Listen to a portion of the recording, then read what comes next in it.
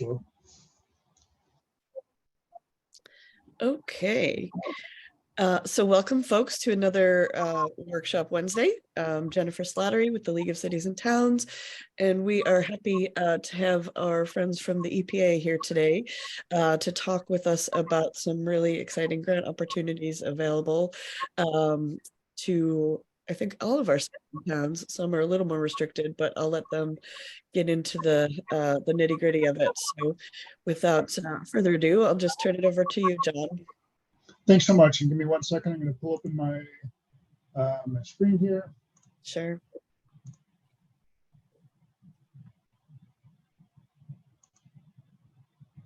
And if I can just get a verbal confirmation that folks can see this. Yep. Wonderful. Thank you all for welcoming us on this call today. Ultimately, we are very much still in the outreach phase of the Climate Pollution Reduction Grant Program, and having these opportunities to speak directly to municipalities in New England is invaluable at this point. We've had a series of calls, both from the national level and the regional level, to inform folks on the details about these programs. So I'm going to actually run through this slide deck fairly quickly. I really want to focus this this time on the Q&A portion, but I will, after this call, not only share this slide deck, but also send any links to the previous recordings that go into much more depth and detail on the program details.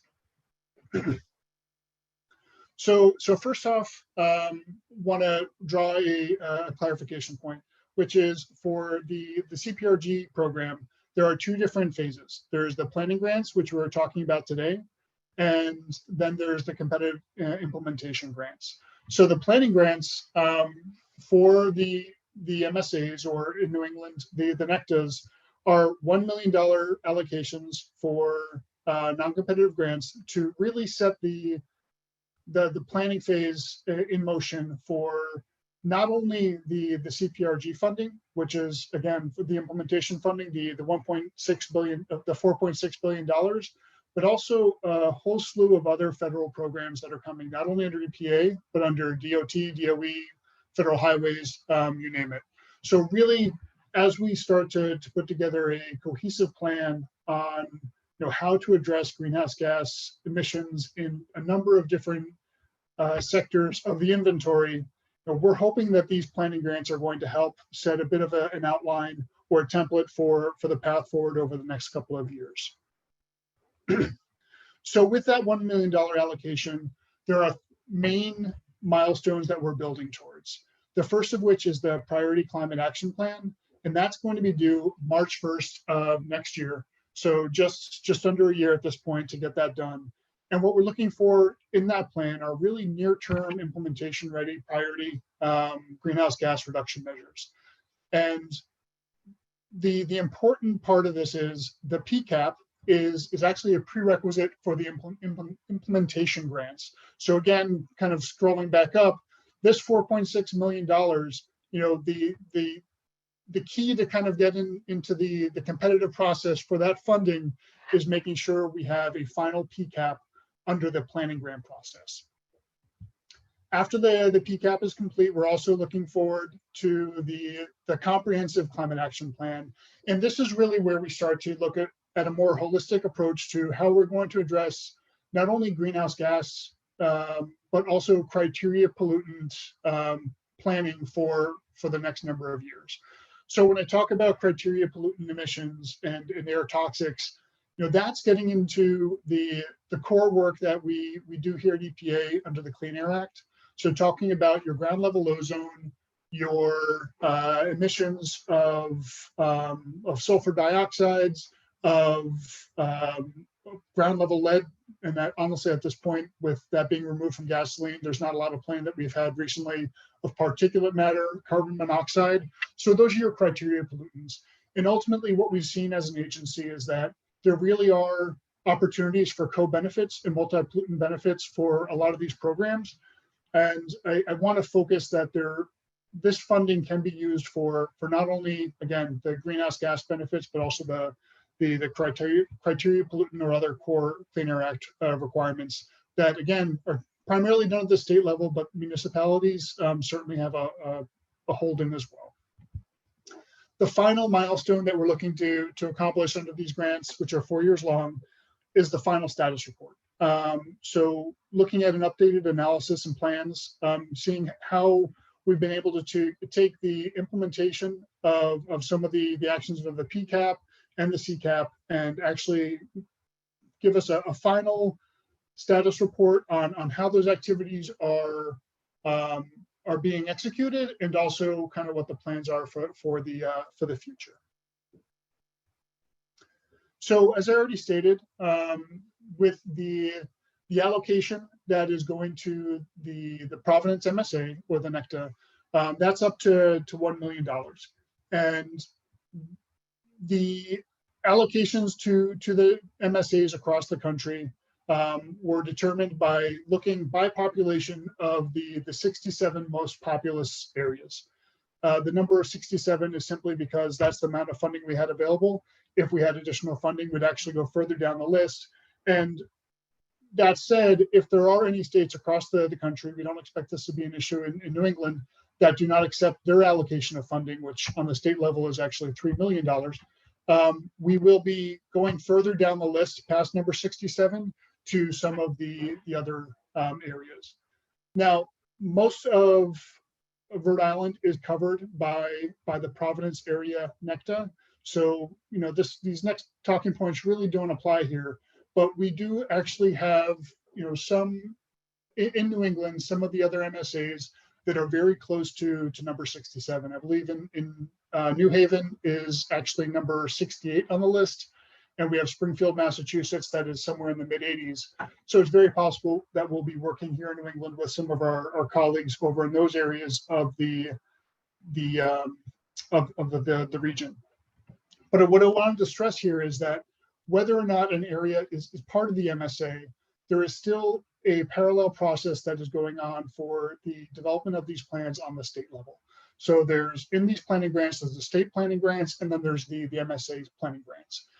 And so long as we have an area covered by the planning grant for either the MSA or the state, that's going to give them, and they're included in that PCAP, that's going to give them access to the implementation funds, which again are at that $4.6 billion mark.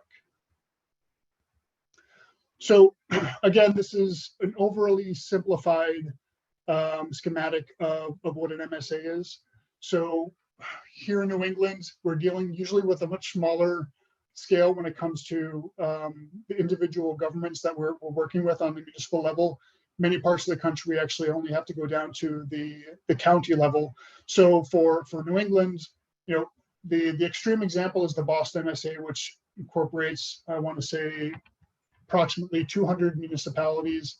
Down in Providence, we have, I want to say, somewhere in the 50 range, which is still a tremendous task to look for the coordination across 50 different municipal governments. And as I'll get to in a future slide, you know, not all of which are actually within the state of Rhode Island. Some of them actually are to the eastern border. So again, just want to emphasize that all towns and cities that are covered by the Developed Climate Action Plan are eligible to apply for the implementation grants. And that's really one of the key takeaways. We want to make sure that these plans are in place so that we are able to have our areas apply for the competitive implementation funds under this program. So here's a quick picture of the Providence Warwick MSA. I'm not sure if folks can see my pointer here, but the western border of the state is pretty much intact, except when we get down to Westerly, which I'll address in a moment. And then if you look to the eastern border, you'll see this green line from the northeast corner that extends to include Plainville, and then moving south, Attleboro, Rehoboth, and Fall River, and until you actually hit a separate MSA, which is the New Bedford MSA. So the coordination ideally would incorporate the priorities for all of these areas, again, that are outside of Rhode Island in that portion of Massachusetts as well.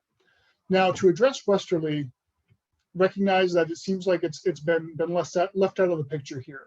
But if planning and coordination with Westerly makes sense, not only on the state plan, but also in the Providence Warwick plan, we most certainly will include those priorities as part of the plans and not exclude them altogether.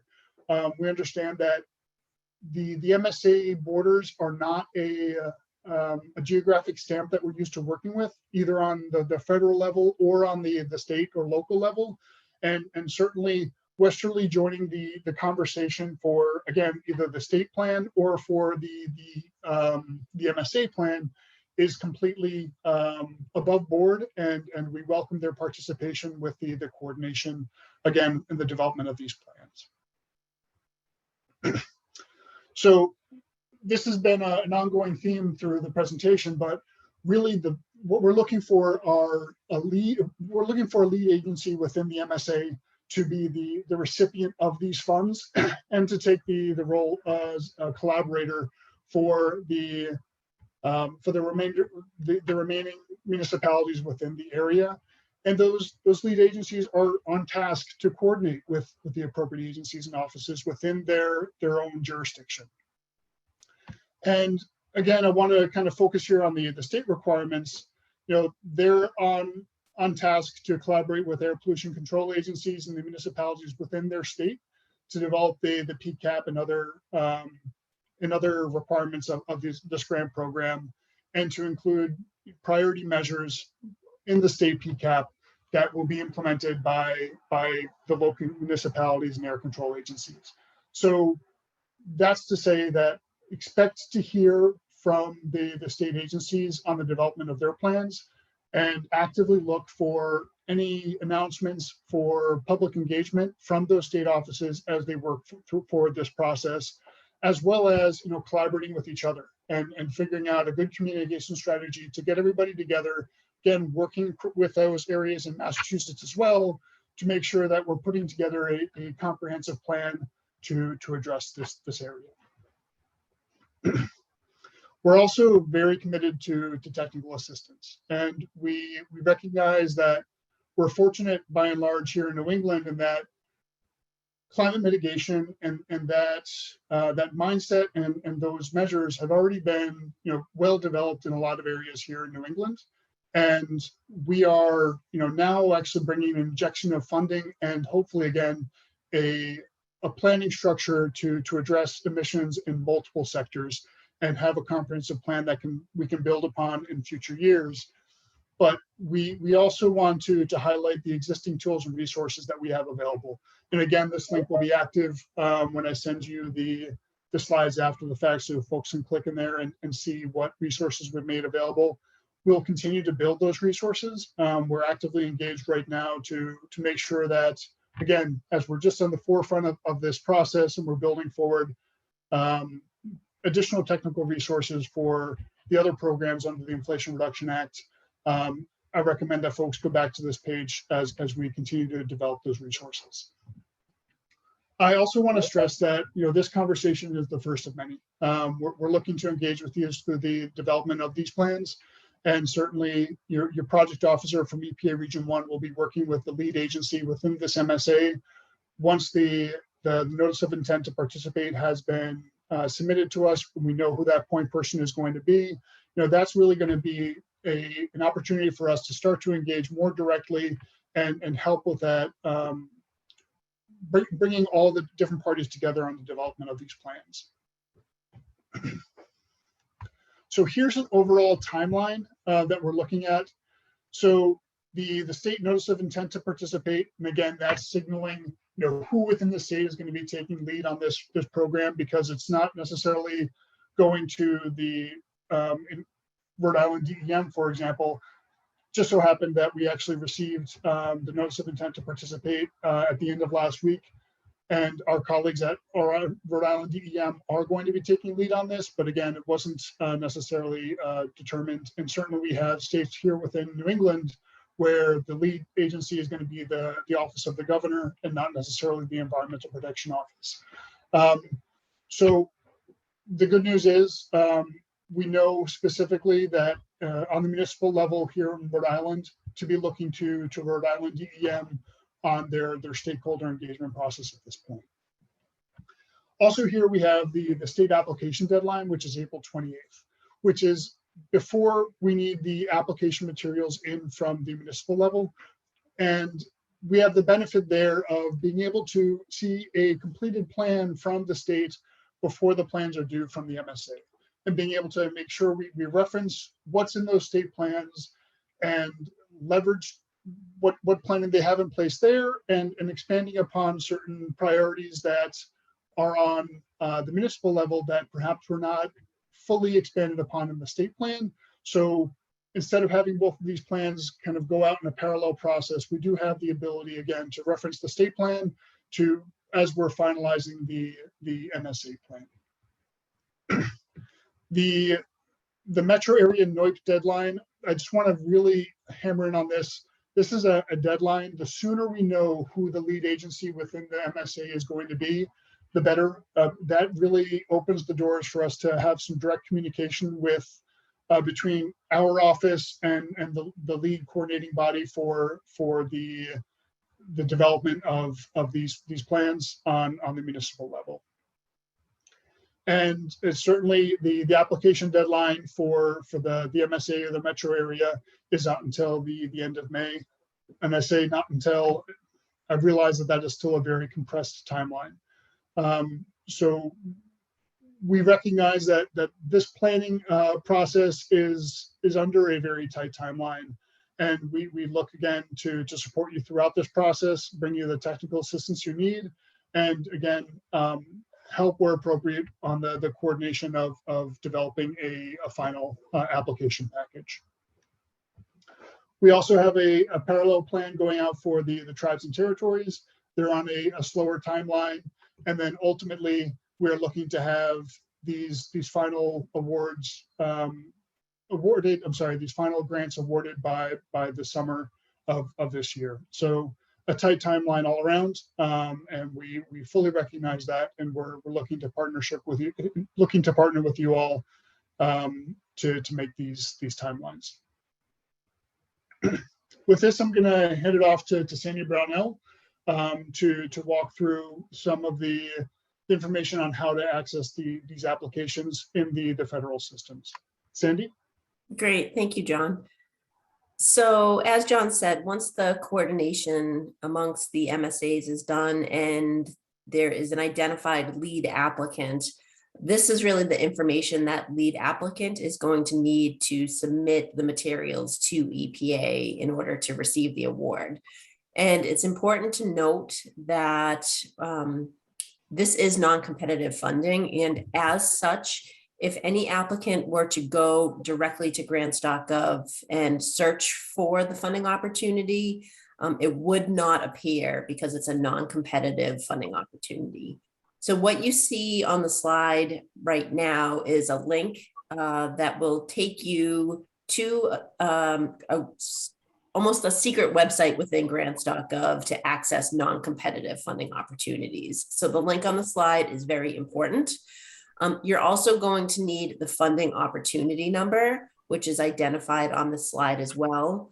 We have heard that if you copy and paste from this PowerPoint, the funding opportunity to the website, there are errors. So our recommendation is that you type in this funding opportunity rather than copying and paste it on grants.gov. And I'm also going to put a direct link that should bring you into the funding opportunity within grants.gov into the chat box. So you have that as well. A few other important things to note for our lead organizations that are going to be applying. It is really important that you are aware that within grants.gov, different users have different roles and access within the system. So in advance of submitting your application, we highly recommend that you log into grants.gov, make sure the correct people within the applicant organization have the roles that they need built into the system so that they are able to actually not only work on the application, but more importantly, get it submitted through the website. Organizations also do need to have an active sam.gov account in order to get their submission through grants.gov. sam.gov accounts do expire after a certain amount of years. So we often see applicants get to the point of submitting an application and realizing that their sam.gov account is no longer active. So we definitely recommend you log into sam.gov and ensure that your account is in an active status in order to avoid delays submitting your application. Over the last year or two, UEI numbers also came into effect. So you need to make sure you have your organization's UEI number. That should be identified on your sam.gov account when you log in there. So if you don't know it, if you log into sam.gov, you'll be able to find it there. Next slide, John. So what you see on the slide now is the list of application materials that need to be submitted to EPA by March 31st.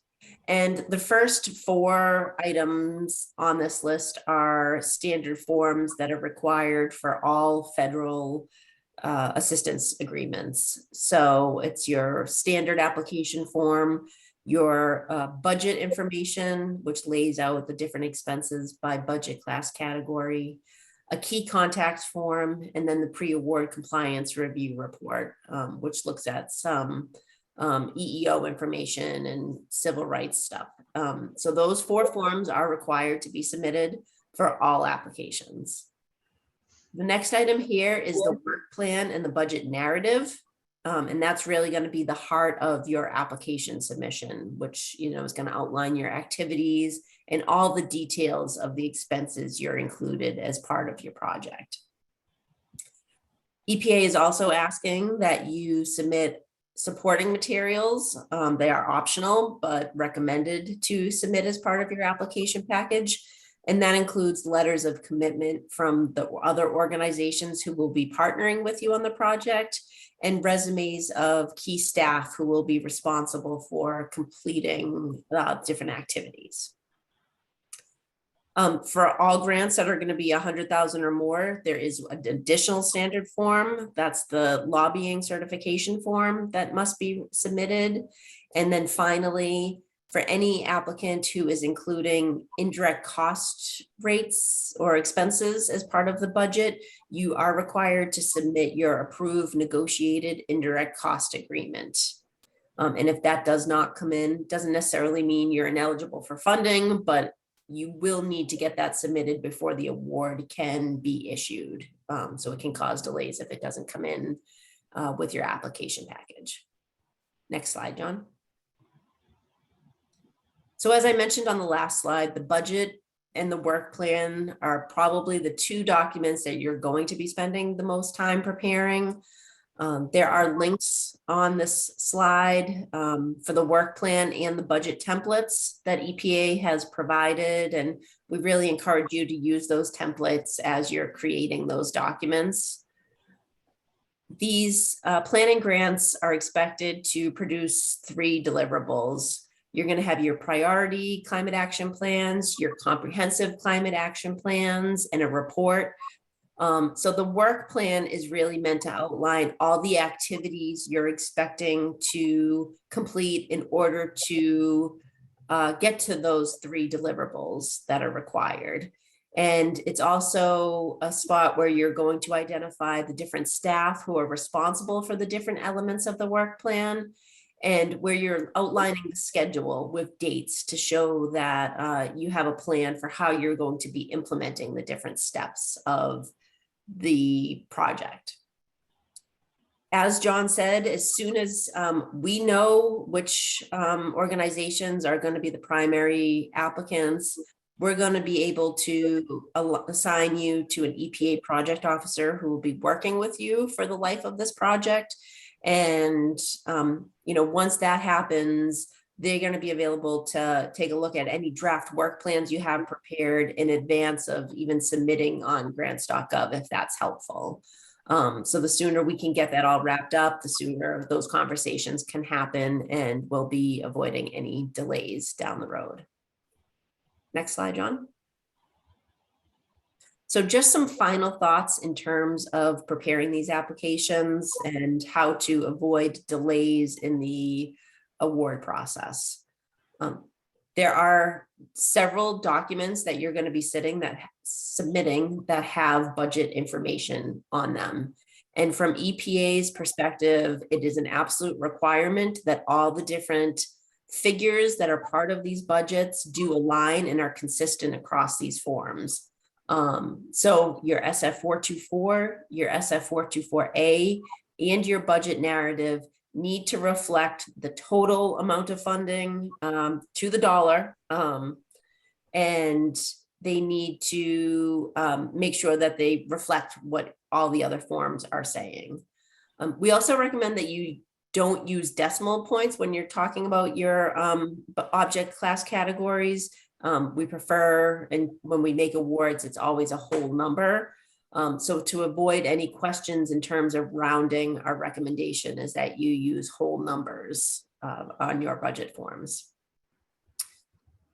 For any projects that are going to be collecting data or using data to make any decisions, there is the possibility that you will need to have a quality assurance project plan developed and approved by EPA. That can take several months to get across the finish line. So we just like to make you aware of that so that you're considering it as you're developing your work plan and your project schedule.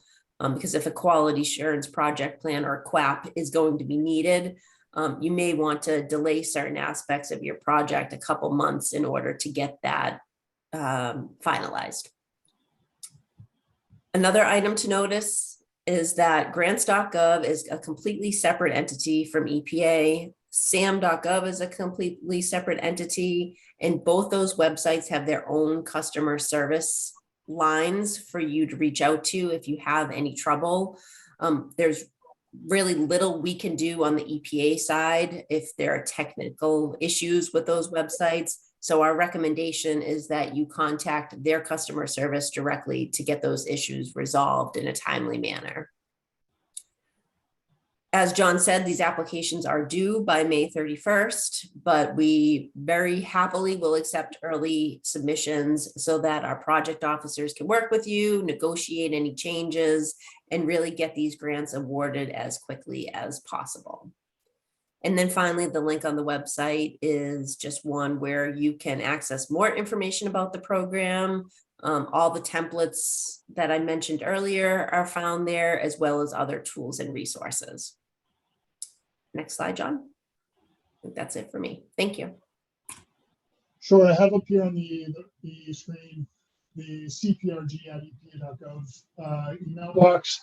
I will say that for program questions on how this guidance is actually going to be implemented, it's best to send emails directly to this address. And I will say we have a system in place to address questions within 48 hours. So this is not some situation where you send a concern or question out to an email address and you never hear back.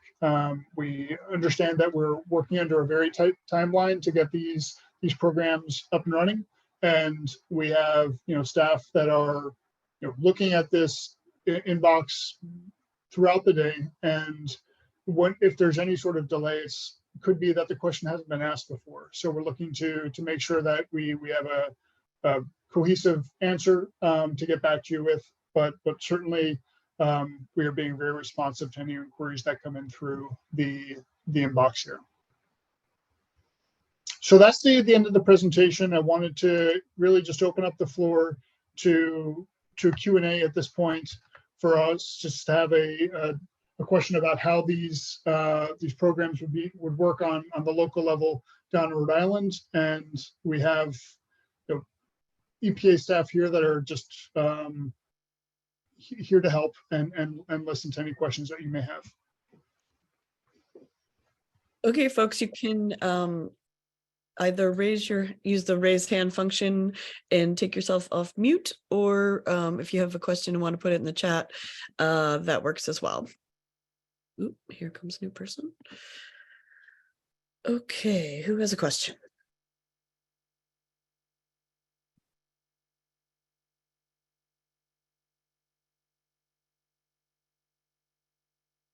Well, you must have done such a great job explaining everything, John.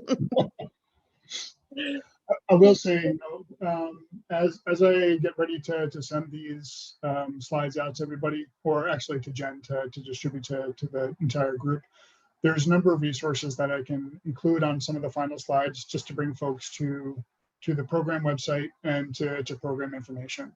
And just to stress the content that Sandy went through for how to submit the application, that is not a process that every single municipality is going to have to step through.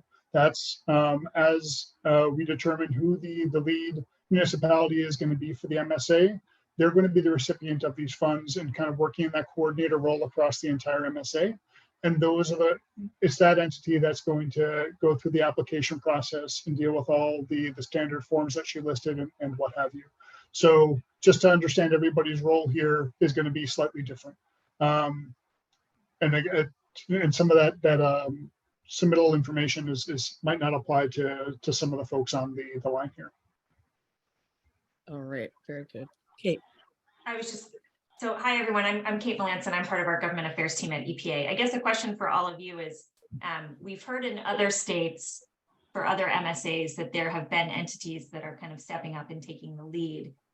Given that you all are kind of with different Rhode Island communities, has there been conversation about any one particular municipality taking the lead in Rhode Island for this funding? Is that something that communities are talking to each other about? Just curiously, from EPA's perspective, we're trying to figure out where each MSA is and how we can be helpful.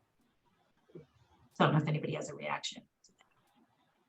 Someone said not that I'm aware of. I talked to one community, I believe it was Newport, about it, but it wasn't a commitment to do it. It was more just, oh, is this how it works? You know, that kind of thing, that they need someone that we as a region need someone to step up in that role. So, but now hopefully they'll be talking to each other. Okay. And John, I can't remember if you said this or not, but I think we're thinking about doing office hours for people to kind of come in and be able to ask questions. So if it's helpful for us and working with Jen or whoever to kind of pull together another conversation, if there is a community that steps up as the lead entity and wants to understand the process a little bit more, then we're happy to do that. Certainly. And Jen, if this is a call that you have on a weekly basis, certainly as this program goes forward, there's somebody from Region 1 can join a future call as well. Probably the project officer that'll be assigned to the Providence MSA, just to use this forum, since it's already an established network. Makes all the sense in the world to join. Yep. I guess the one question would be whether or not we could, on a periodic basis, possibly invite some of our neighbors over in some of the municipalities in the state of Massachusetts to the call as well, to use this as a forum to address everybody within the MSA. Sure, absolutely. The more the merrier. Well, with so many people, it's hard sometimes to find even a time during the week that's going to work. So Exactly. If it works for everybody in Rhode Island, or a good number of folks in Rhode Island, then may as well leverage that. Yep, absolutely. So I will also make sure that our convention is tomorrow. So I'll make sure to kind of talk it up there as well, make sure people are considering it, and see if we can get some communities to step up and take the lead. Wonderful. And I would also stress again that we did receive that notice of intent to participate from the state of Rhode Island, which is fantastic news. And again, there's going to be our Rhode Island DEM that is taking lead on the state planning grant.